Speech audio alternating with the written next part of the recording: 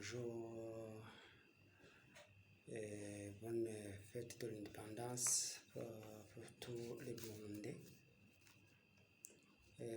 ceux qui vivent au pays, ceux qui sont restés du pays, mais le sang qui coule dans les veines sont d'origine burundaise. Très chers amis, par ici, moi c'est Rukundo Salim. Je suis étudiant en master à l'université d'Angozi, plus précisément dans l'option de la sécurité alimentaire et nutrition. Aujourd'hui alors, qu'est-ce que je vais parler, je vais partager avec vous, c'est les cuits de l'hygiène, c'est donc qualité et gestion des déchets. Quand on parle de l'hygiène, c'est une discipline médicale qui étudie les moyens propres à maintenir l'être humain en bonne santé, en le protégeant contre les maladies. En un sens plus large, cette discipline cherche à maîtriser les facteurs environnementaux qui peuvent altérer la santé. Ce sont les polluants, entre autres. Il y a les perturbateurs hormonaux, il y a les allergies, donc les allergènes, les facteurs aussi de modification sociétale et climatique. Dans ce cas-là, on va alors revoir les points à ce qui concerne la gestion des déchets médicaux ou bien des déchets en général. Comme sommaire, alors, on va aborder la gestion des déchets, puis on parlera quelques notions sur outils de maintien de l'hygiène, et enfin les normes de production des denrées alimentaires, voilà ce qu'on utilise souvent. Ici, alors, on verra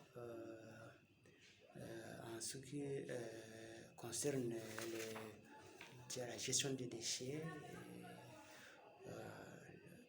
La plupart parmi nous se posent la question sur pourquoi la gestion des déchets solides, liquides ou bien gazeux est-elle importante. Donc la gestion inappropriée des déchets solides peut avoir de divers impacts sur les villes et les territoires ainsi qu'à leurs habitants. En règle générale, ces impacts sont classés en 3 catégories. Il y a des impacts se rapportant sur la santé humaine, il y a les impacts se rapportant sur l'environnement, il y a les impacts aussi se rapportant sur la situation économique du pays, des gens, de l'habitat, voilà. En ce qui concerne l'impact sur la santé humaine, la manipulation inappropriée des déchets peut avoir un impact sur la santé humaine. Par exemple, la décomposition des déchets organiques attire les rongeurs, les insectes et les animaux errants. De plus, la combustion incontrôlée des déchets peut entraîner des émissions de polluants atmosphériques, notamment les dioxines. Et ces dioxines viennent du traitement inapproprié des déchets, embrayant du ciel à les déchets, à l'irrible, là où ça dégage des fumées. Ces fumées contiennent cette substance appelée dioxines qui sont très toxiques. Il y a aussi les furanes, le carbone noir, les métaux lourds et les particules, dont beaucoup peuvent être toxiques pour la santé. Là, je pense que vous avez compris très bien comment la mauvaise gestion, la gestion inappropriée des déchets solides donc impacte sur la santé humaine. Vous avez entendu déjà que La mauvaise gestion, ça va attirer les rongeurs, les insectes et d'autres animaux, aussi la combustion inappropriée de ces déchets solides peut entraîner peut émettre, donc il peut provoquer des émissions polluantes. On a cité le dioxyde de furane, le carbone noir, les métaux lourds et les particules autres. Donc, ces particules sont beaucoup toxiques pour la santé humaine. Voyons alors les impacts de cette mauvaise gestion des déchets solides sur l'environnement. Le contrôle inadéquat des déchets solides produit ce qu'on appelle les lixiviats. Les lixiviats sont des solutions, sont des solutions composées, des solutions que je dirais fluides dans ce liquide, il y a des matières organiques, des substances qui peuvent nuire à la santé d'une personne. Donc, l'eau, si on parle d'eau lixiviante, c'est l'eau qui s'infiltre par percolation, si vous voulez, à travers les déchets et transporte des produits chimiques sur les sites d'élimination, peut entraîner une contamination des sols et des plans d'eau, comme vous le savez, ce qui affecte les écosystèmes locaux. Les déchets générés de manière inappropriée constituent également une menace pour les animaux errants et la faune sauvage. Les sites d'élimination des déchets libèrent du méthane. Vous voyez, les sites d'élimination des déchets libèrent du méthane qui contribue à la formation de l'ozone donc troposphérique. En outre, le méthane est un gaz à effet de serre qui contribue au changement climatique. Voilà alors ce qui concerne l'environnement, la mauvaise gestion des déchets solides, à part que ça peut produire des lixiviats. Donc on a parlé qu'il s'agit du liquide qui s'infiltre, par percolation à travers les déchets et transporte des produits chimiques. Vous avez vu déjà que la gestion des déchets gérés de manière inappropriée constitue une menace si vous voulez pour les animaux errants et la faune sauvage. Voilà, en ce qui concerne la situation économique, vous voyez que l'endroit où il n'y a pas d'hygiène, il n'y aura pas réellement de progrès, il n'y aura pas socio-économique si vous voulez. Alors, du coup, c'est que la gestion inadéquate des déchets solides peut être coûteuse à la fois en termes de dépenses directes et des coûts indirects. Donc, cette mauvaise gestion, il est comme un frein à la croissance économique, notamment à ce qui concerne l'augmentation de valeurs immobilières et des avantages touristiques liés à des rues et des plages propres. Vous voyez que si on a des rues bien aménagées, donc le commerce sera facile. Aussi, il y aura quand même du tourisme. Il y a les touristes qui vont venir profiter de nos plages qui sont exempts de ces ordures, de ces déchets. La gestion des déchets vraiment est une préoccupation pour le pays en voie de développement. Aussi, c'est en Afrique, on peut faire ça. On peut faire ça pour attirer les touristes. Vous voyez que le pays, l'Afrique, c'est vraiment c'est divers. C'est la source de toutes les substances que les pays développés exploitent. Voilà, alors, la gestion des déchets comporte des opérations comprenant la connaissance du gisement, collecte, transport, stockage, tri et traitement nécessaires à la récupération des éléments et matériaux réutilisables ou de l'énergie, ainsi qu'au dépôt ou au rejet dans le milieu naturel. Donc dans le milieu naturel, de tout autre produit dans des conditions propres à éviter la nuisance mentionnée à la linéaire précédente, comme vous l'avez vu. Mais attention, une bonne gestion des déchets se fait à 4 étapes. Il faut très bien suivre ces 4 étapes de gestion, d'une bonne gestion des déchets. D'abord, il faut faire l'inventaire. Il faut faire l'inventaire, il faut faire un beau tri et collecte de ces et stockage de ces déchets, la collecte et transport et traitement et valorisation de ces déchets. Vous voyez, il faut d'abord inventorier les déchets. Inventorier les déchets comment? tout, tout en faisant la typologie de ces déchets. Donc, quels sont ces types de déchets? Quels sont les types de déchets?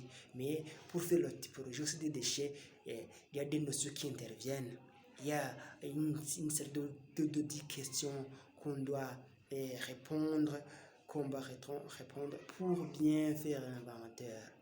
Si on parle d'inventaire, cela veut dire que c'est un tout petit peu la typologie et la classification des déchets.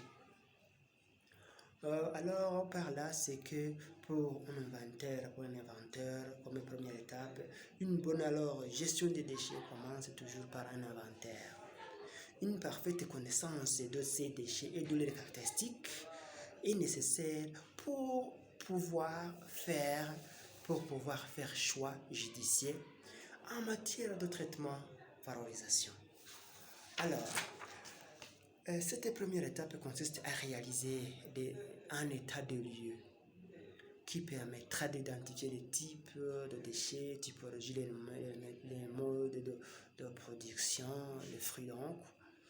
Il est important d'analyser les déchets par origine, je répète, et non pas par matière. On s'attache à identifier alors d'où viennent les déchets, où ils sont générés et pourquoi. L'enquête socio-économique est le meilleur outil pour réaliser cet état des lieux, cette constatation si vous voulez. Pour alors réaliser cet inventaire, je vous ai déjà dit qu'il faudrait s'aider dans la mesure du possible d'une série de questions suivantes.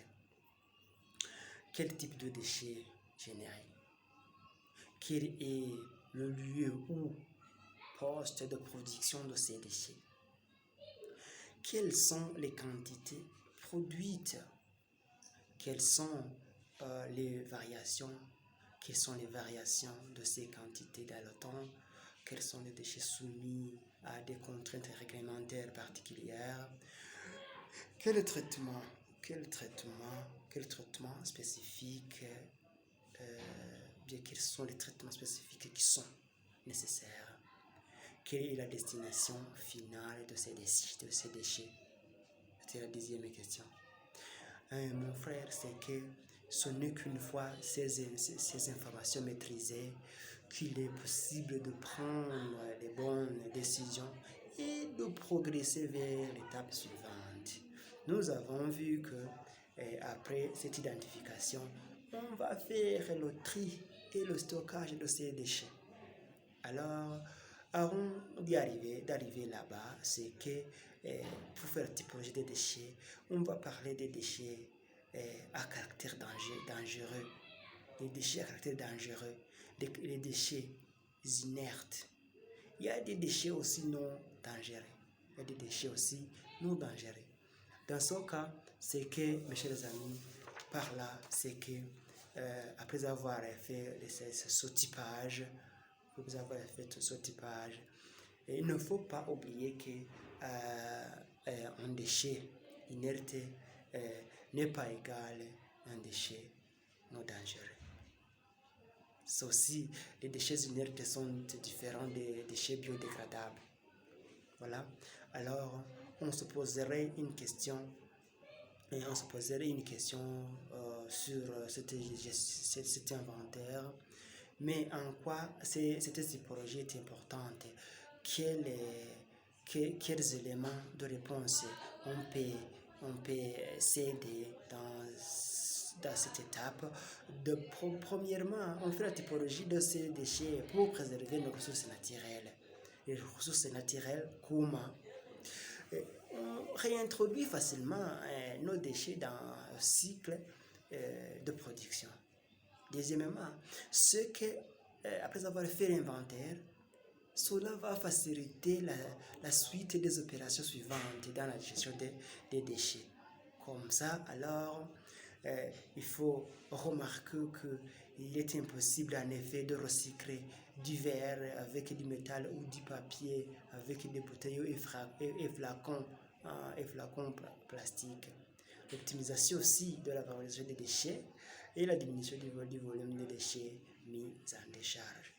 On avait parlé qu'on va faire la typologie et la classification.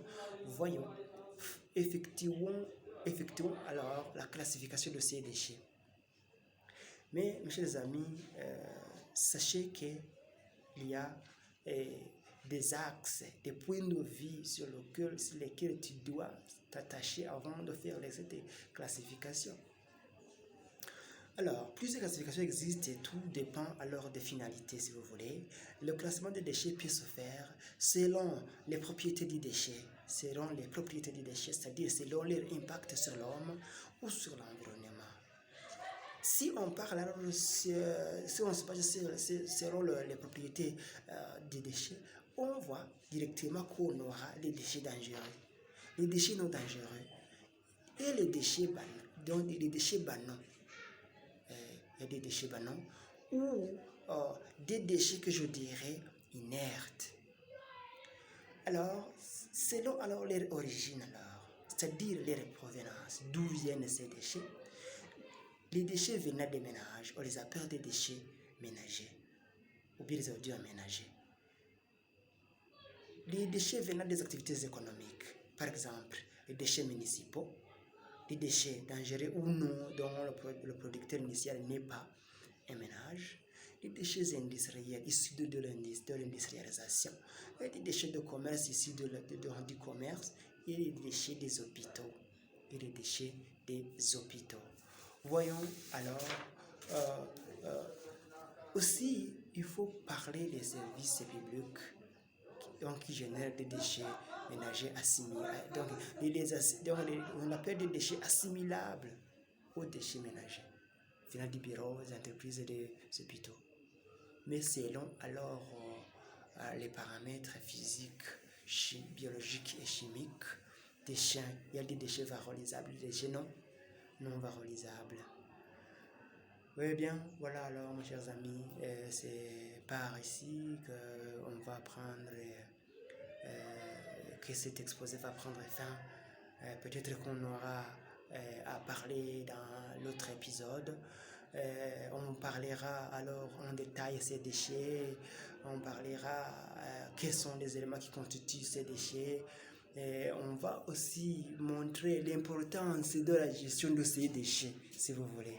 Alors, il faut continuer à suivre et puis que Dieu vous bénisse et bonne journée à vous tous.